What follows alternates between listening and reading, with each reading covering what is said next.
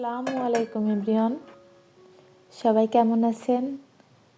আশা করছি যে যেখান থেকে আমার ভিডিওটি দেখছেন সবাই আল্লাহর রহমতে সুস্থ এবং ভালো আছেন।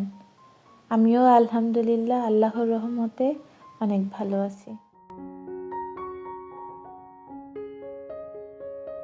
বরাবরের মতোই আরও একটি নতুন ভিডিও নিয়ে হাজির হয়েছি।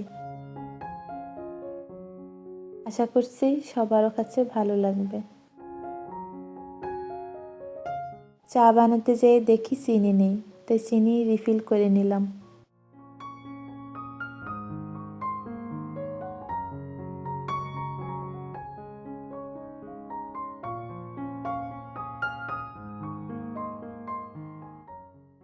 এই মুহূর্তে আমার ভিডিওটিতে যারা ক্লিক করেছেন তারা একটা লাইক দিতে পারেন।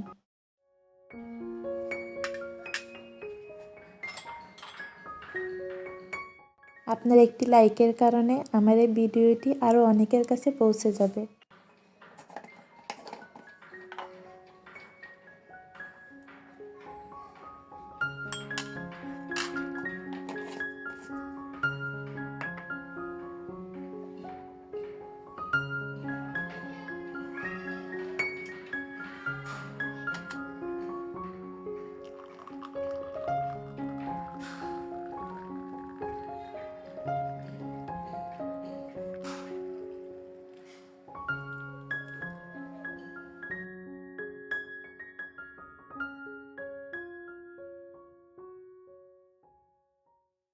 ভিডিওতে ভয়েস দিতে এসে মনে হচ্ছে আমি নতুন নতুন কথা শিখছি।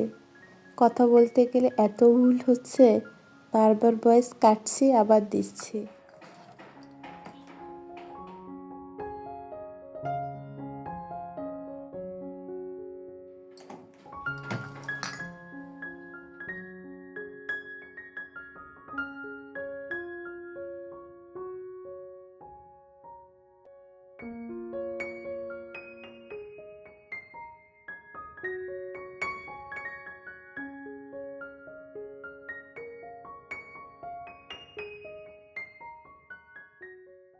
আমি বারান্দায় বসে চা খাচ্ছি আর আমার মেয়ে ঝরে যাওয়া ফুলগুলো এনে এনে আমাকে দিচ্ছে।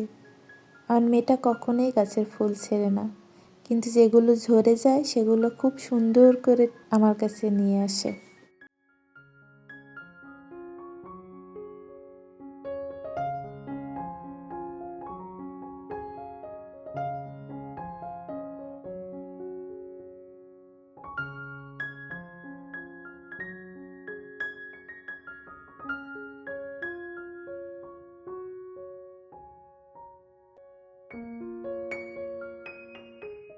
দুপুরের জন্য হালকা একটু সবজি রান্না করে নেব চিংড়ি মাছ দিয়ে। আমি রান্না বান্না একদমই ঠিক মতো পারি না, যতটুক পারি ততটুকুই ভিডিওতে ধারণ করছি। যতটুক আমি করি ততটুক আমার সম্পূর্ণই আমার শাশুড়ির কাছ থেকে শেখা। উনি সবজিটা ঠিক এভাবেই রান্না করে। সবজিটা যখন হয়ে আসে তখন তিনি এরকম পেঁয়াজ, রসুন, শুকনো ঝাল আর জিরা ভেজে পেস্ট করে তারপর ঝোলের সাথে মিক্স করে দেয়। এ কারণে ঝোলটা অনেক মজা হয়।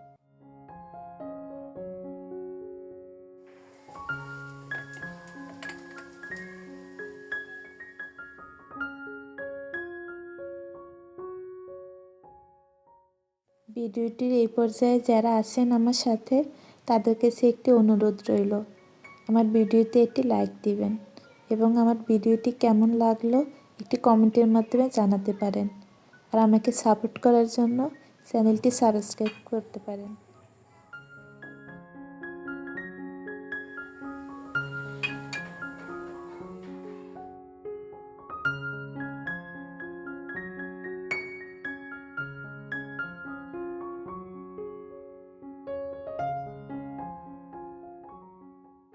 যারা নিয়মিত আমার ভিডিওগুলো দেখছেন এবং আমাকে উৎসাহ দেওয়ার জন্য কমেন্ট করছেন, লাইক দিচ্ছেন, তাদের জন্য অনেক অনেক শুভকামনা এবং দোয়া রইল।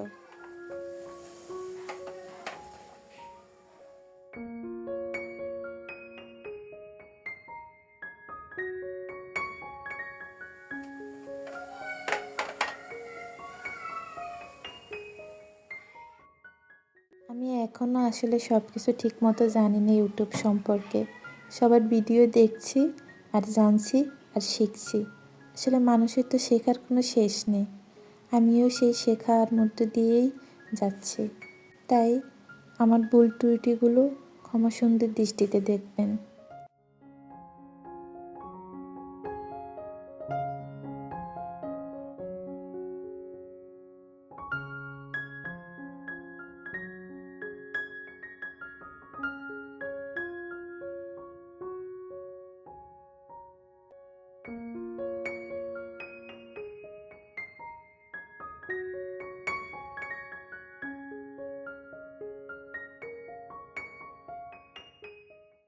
তরকারিতে সবসময় আমি গরম পানি ব্যবহার করি, যার কারণে সময় কম লাগে, গ্যাস খরচ কম হয়।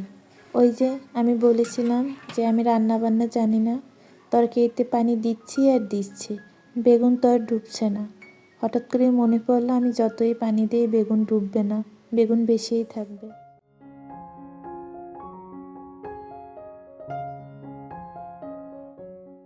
ফোড়নটা ব্লেন্ড করার জন্য আমি তরকারির ঝোলটাই ব্যবহার করছি।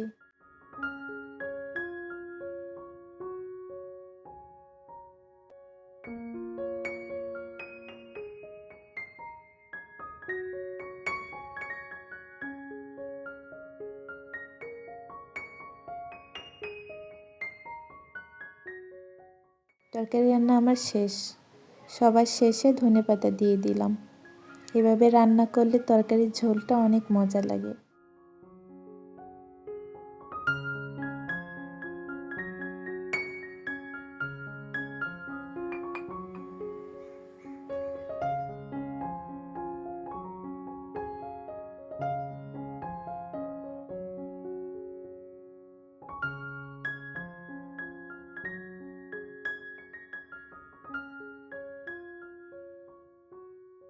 আমি মাঝে মাঝে রান্নাঘরেই খেতে বসে যাই।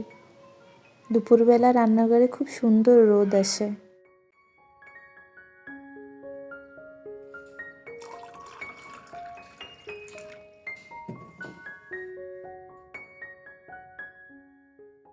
আমি আগে বলেছিলাম আমার অর্ধেক রান্না ভোরবেলায় হয়ে যায়।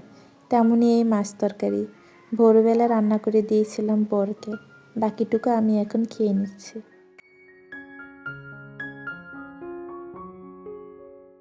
দুপুরের খাবার খেতে খেতেই সবার কাছ থেকে বিদায় নিয়ে নিচ্ছি। এই পর্যন্ত আমার সাথে যারা ছিলেন তাদেরকে অসংখ্য ধন্যবাদ এবং অনেক শুভকামনা রইল তাদের জন্য। আল্লাহ হাফেজ। আসসালামু আলাইকুম।